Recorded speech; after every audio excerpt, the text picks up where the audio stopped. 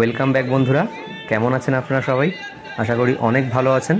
আর পুজো তো পড়েই গেল, এর মধ্যে কিন্তু আবারও চলে এসেছি ডায়মন্ড হারবার নগেন্দ্রবাজার মৎস্য আড়তে। তো আজকে মোটামুটি পরিমাণ মাছের আমদানি রয়েছে। তো এখন আড়তে কিন্তু চলে যাবো আর দেখবো মাছের দাম কেমন কী চলছে। সমস্ত মাছের নর্মাল টাইমের থেকে বেশি চলছে পুজোর মধ্যে নাকি কম দাম, তো চলুন দেখে নিই অপশানে কী রেট চলছে মাছের।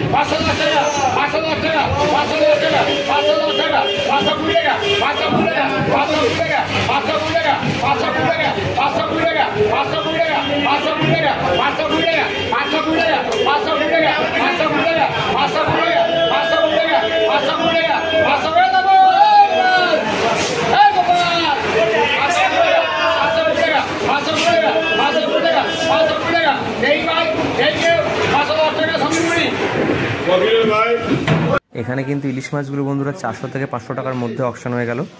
আর সমস্ত ইলিশ মাছগুলো কিন্তু আসছে বোম্বে এবং গুজরাট থেকে, যেহেতু বঙ্গোপসাগরের ইলিশ মাছের আমদানিটা অনেকটাই কম।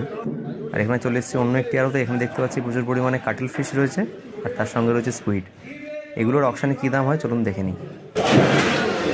195 এখানে কিন্তু এসছে প্রচুর পরিমাণে বন্ধুরা চিংড়ি মাছ।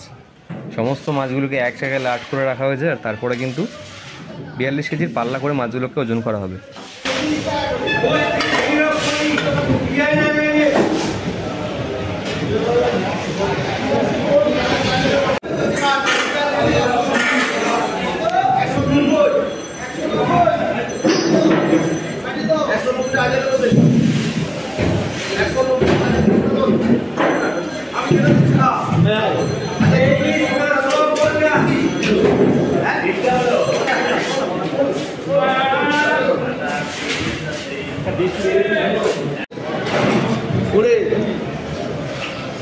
80 টাকা।